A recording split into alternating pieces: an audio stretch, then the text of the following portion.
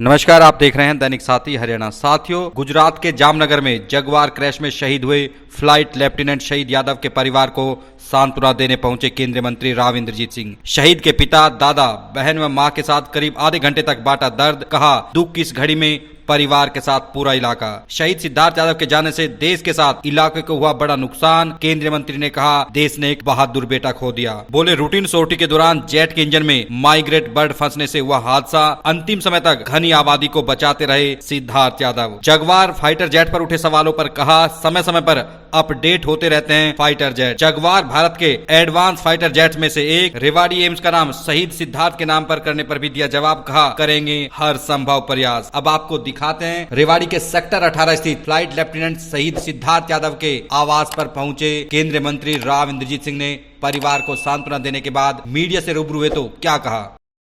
अभी सांत्वना देकर पहुंचे, क्या कहेंगे?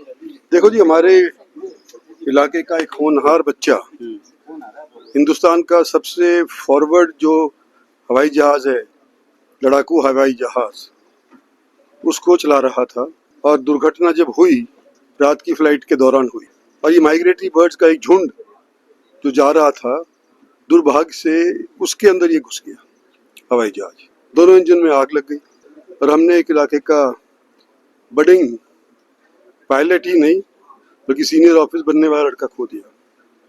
यहाँ मैं इनके परिजनों को संवेदना देने आया हूँ।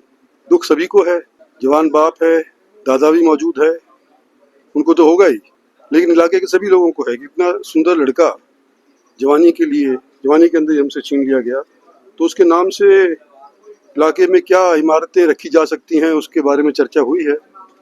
देखते हैं, कुछ ना कुछ करेंगे। एम्स का नाम सर कह रहे हैं, उसमें कितना पॉसिबल है? आपने भी चर्चा की है परिवार के साथ। एम्स का तो मुश्किल लगता है, लेकिन वहाँ पर जो अलग अलग सुपर स्पेशलिटी वार्ड्स हैं, शाखाएं हैं उनके बारे में चर्चा करके बताऊंगा। देखो, सबसे एडवांस्ड फाइटर एयरक्राफ्ट आज के दिन हमारे पास कोई है तो जैगुआर विमान है। लोग कुछ भी कहें, फिर भी सबसे मॉडर्न है।